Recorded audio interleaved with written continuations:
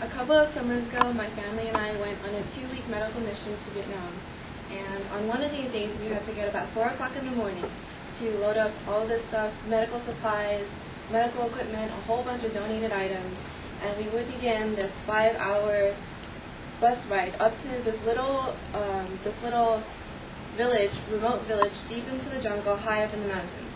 So we board the bus and we start this trip. And I just woke up really early, so I want to sleep.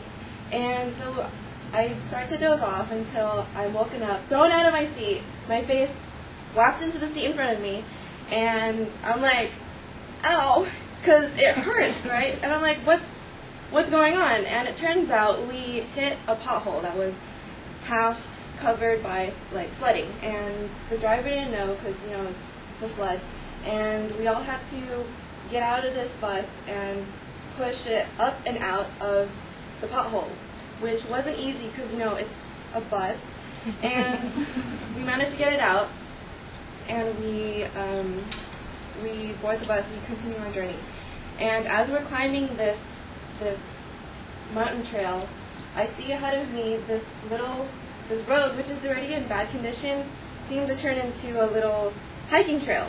And on my side of the road, on my side of the window, I see nothing but a steep drop-off. Like, we're on the edge of this road. And the driver's like, hey, I got this, and I'm just driving. And I'm like, okay, it's just a fun little roller coaster. It's okay, because I'm freaked out, because we're so high. But we managed to get to the schoolhouse, which is the volunteer site, really safe and sound, and we unpack all of our medical supplies, and we set up shop. So in this little room, there's a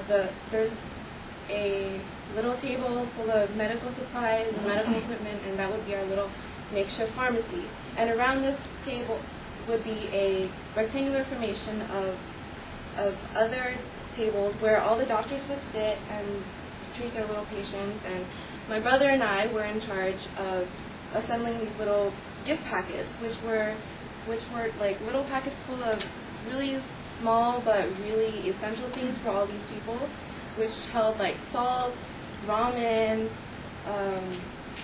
old clothes, some old reading material, really basic stuff that they needed. And as we're assembling these things, we have to put together about 1,000 of these packets.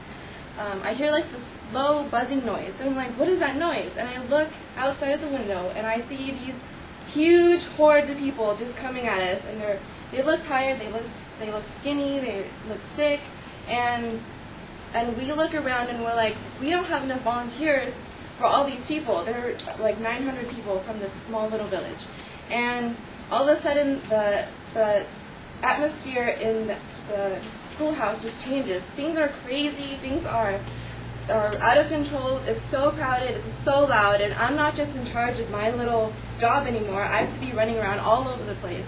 I'm running around giving doctors water. I'm running around playing with little kids as parents are being examined.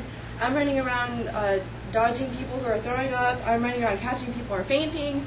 I'm at the pharmacy organizing all this medicine because it's so disorganized and crazy. And I'm running around stomping on scorpions because this place had scorpions, and some people came barefoot without shoes.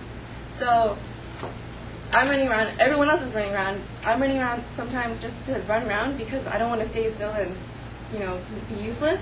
So this whole day, the entire day, the level of crazy is nonstop. There's no break. It doesn't slow down.